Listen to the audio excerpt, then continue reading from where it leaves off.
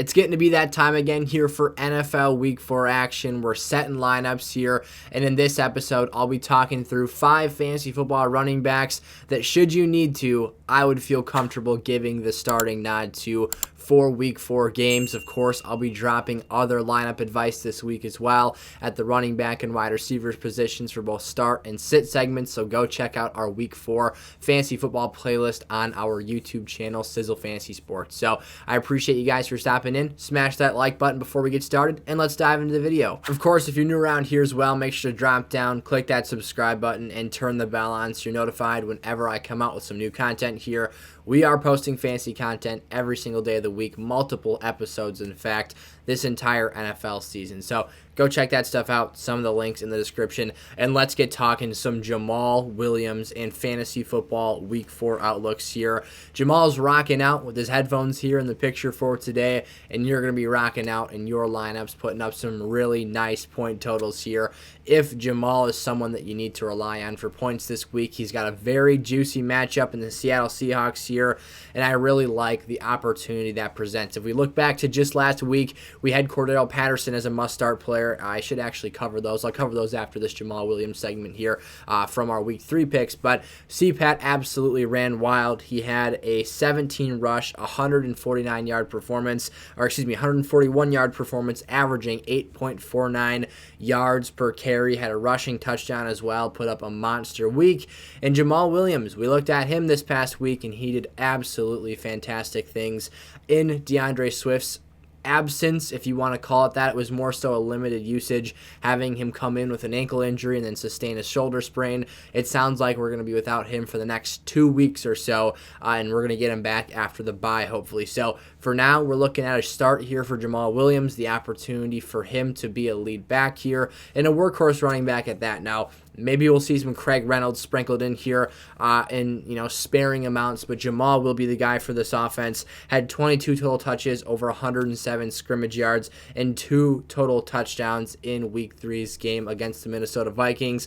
And again, this Seahawks matchup is very, very juicy for me. Only had a 45% snap share this week as well, so Jamaal should see all of these numbers. Maybe not the production. He had some really great production last week, but at least his usage, and his overall opportunity on the field should maintain or go up this week if they really want to use the heck out of him. Before we dive into our next player, I will actually recap our Week 3 must-start players here. We went 3 of 4, so the one pick I removed. Obviously, we always start with 5 here, but David Montgomery can't control a freak injury at the beginning of the game, so he goes out. I'll remove him from the situation. We saw Khalil Herbert go completely bonkers in his absence, showing his ability, obviously, in that matchup to exploit things. We hit on CPAT, Josh Jacobs, Clyde Edwards-Helaire this week, and then our one narrow miss, and it was a bare miss at that. We could have went 4 for 4 here this week, was Leonard Fournette at 9.5 points. My cutoff is 10 points in half PPR scoring because, of course, we want to get you guys that good floor at the very least. So Fournette misses it by half the point. We almost won 100% on our must-start running backs in Week 3 fantasy football. Week 4, moving on here into Miles Sanders for our second must-start back this week, taking on the Jacksonville Jaguars. And what I love about this matchup for the Eagles, just like they were last week, they're 6.5-point favorites against the Jacksonville Jaguars here. Now, what the Eagles are able to do, and what I actually like about this matchup, is it's at home. It is at Philadelphia versus being in the hot environment of Jacksonville. And for me, that's very attractive. You don't want this team getting worn down in that heat, and obviously trying to compensate when you're cramping and you're just more fatigued than you'd be in other matchups. So I like the fact they're heavy favorites here, nearly touchdown favorites. I think the Philadelphia Eagles control the pace of this game. They control the tempo, and they're really able to drive the rock into the heart of this Jacksonville Jaguars defensive front.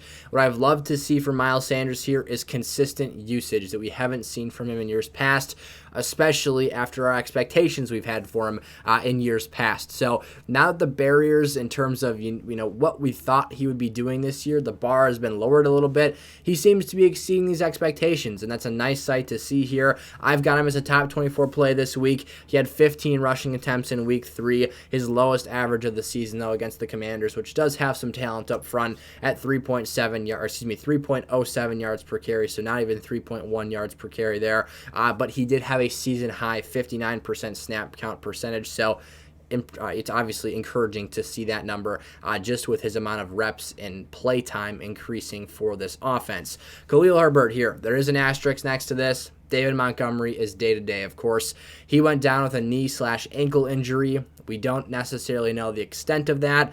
My thought here is that regardless, the Chicago Bears will be very conservative. He was downgraded to doubtful in-game, never officially ruled out, though. But for Herbert here, I think that even if Montgomery suits up this week, he does get the lead in touches. I think that they're not going to want to put Montgomery back out there in a workhorse role, really touching the rock a high percentage of times. So I think Herbert is a safe play. Of course, again, we do like him a little less if you see a guy like David Montgomery on the field, but I do still have him as a top 24 play, I think, in that situation regardless.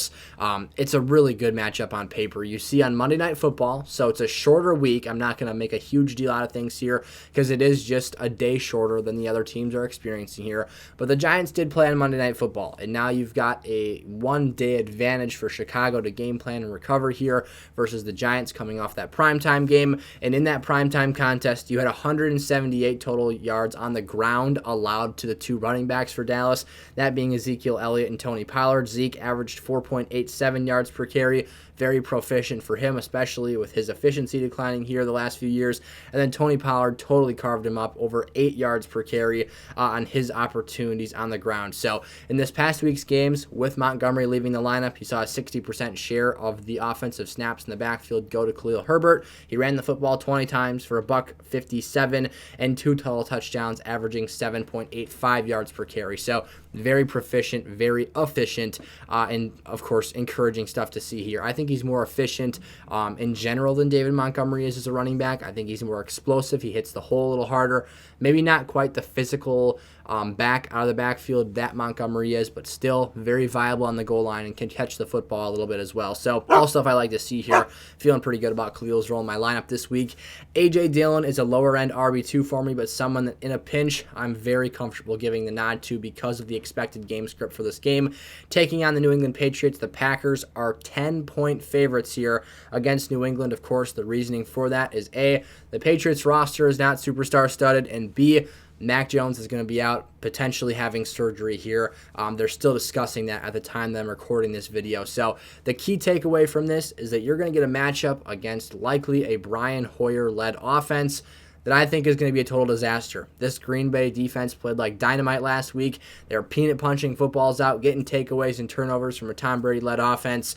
This is a much less daunting task for them here this week, and sure, maybe you've got kind of the wounded warrior syndrome or whatever it's called, the fallen soldier concept. I forget exactly what the official name is, but essentially there's kind of this like philosophy in sports where someone, a key role player or a key member of your team goes down. The next week, the team kind of rallies around each other. They come out and play their butts off. Maybe that's the case here. It's a closer game than expected, but the line is 10 points right now. I do think it's a severe talent mismatch for the Patriots offense versus the Packers defense.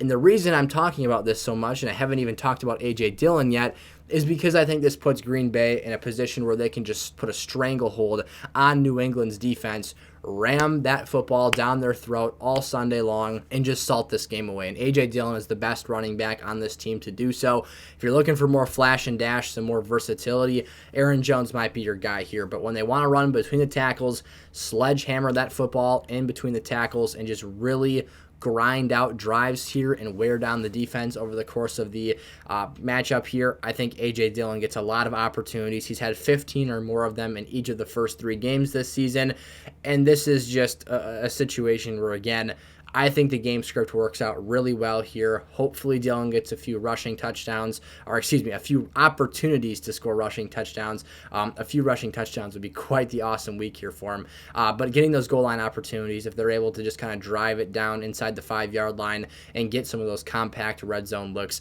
where you're able to give it to your big back and ask him to go get a few yards for you. So that would be awesome. I think those are all things that are in play for this week. We expected a tough week for him last week against Tampa Bay. The inefficiency consistency was there. The tough, stout interior Bucs defensive line was there. But this week, I think that the Packers game script is the overwhelming factor for fantasy football in this game.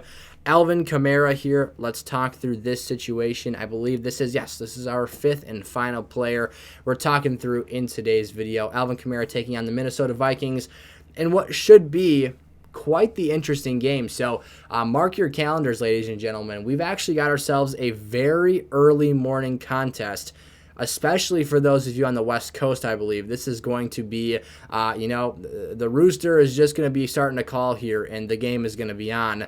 Like, I don't even know if the sun's going to be up in LA for when this game actually kicks off. Here, it's about 8:30 a.m., I think. I'm in Central Time that this game's going to be getting started. The Saints are playing the Vikings in London this week. So you've got this interesting dynamic. I figure I'd bring this up because why the heck not? It's kind of a primetime game. I mean, it's a weird situation where you might have some jet lag. You've got a national stage where you're the only game going on right now, unless there's another London game that I'm unaware of. But when I checked over the schedule, this kind of stuck out like a sore thumb to me. Primetime Kirk Cousins. Stay on the lookout, guys. You never know what's going to happen. I haven't seen any analytics on Kirk Cousins not playing in the United States of America, but I'm sure those will be fun stats to record after this week. Alvin Kamara, though, I do have confidence to play him as a high-level RB2 here. I know it's been frustrating. I know that owners are probably just smacking their head against the wall right now, profusely trying to control their rage and are just taking it out on themselves here. It's all right, guys. Take a deep breath. I think this is the matchup where we finally see some glimpses and flashes of AK here. There has been some encouraging things. I mean, he got 15 rushing attempts, only 61 yards. That is still 4 yards a clip here, 4.07 yards per carry. But he just hasn't been super effective in turning his receiving opportunities into points here. He had just 2 receptions in week 3 on 7 targets, 11 total targets in 2 games here. No touchdowns in the season. He lost a fumble this past week. So things just haven't been bouncing his direction. We know he's not really a true workhorse running back anymore because he's got Mark Ingram playing a substantial role for this offensive attack, but he is still clearly the best player in terms of overall talent and usage for fantasy in this Saints backfield. That's not a question here. He just needs to get some more of those premium touches, more opportunities or quality opportunities to catch the football out of the backfield. We need to see that conversion rate of just targets. His catch rate, let's call it that, needs to go up in terms of the amount of passes heading his direction versus converted targets into receptions. So AK here, I think he'll be fine. I know some players are starting to want to bench or sit him. I wouldn't do that. I think you give him another opportunity here. I think the Saints offense, especially after seeing what Jameis has done here recklessly through the year the last couple weeks, needs to rely on the run game, needs to rely on the shorter passing offense here, and get their players like Alvin Kamara out in space as flanking options out of the backfield and really attack the Vikings that way, laterally instead of vertically here, because that could start to cause some trouble for him. But we'll talk some more Saints receivers in the wide receivers portion of the lineup advice for this week. So make sure to go check that stuff out. Again, go check out some of the links in the description of today's episode. Smash that like button before you head on out here. And again, have that bell on. Don't miss any content here. We're posting a ton of great stuff every single week. And as always, I invite your lineup questions in the comment section below. I want you guys to be able to take advantage of that. And of course, I will get back to I'll get back to as many of you as humanly possible here. I've been a little bit behind the ball in terms of responding right away to comments, but what I've done, at least what I've done the first 2 days of this week so far, is I've kind of just let those comments filter in throughout the course of the first day they're uploaded, and then I'll go in the evening time and just fire out a ton of responses to all of your guys' questions. So keep those coming. I'll get back to you guys. Don't worry about it, and I'll see you in the next video. Peace out.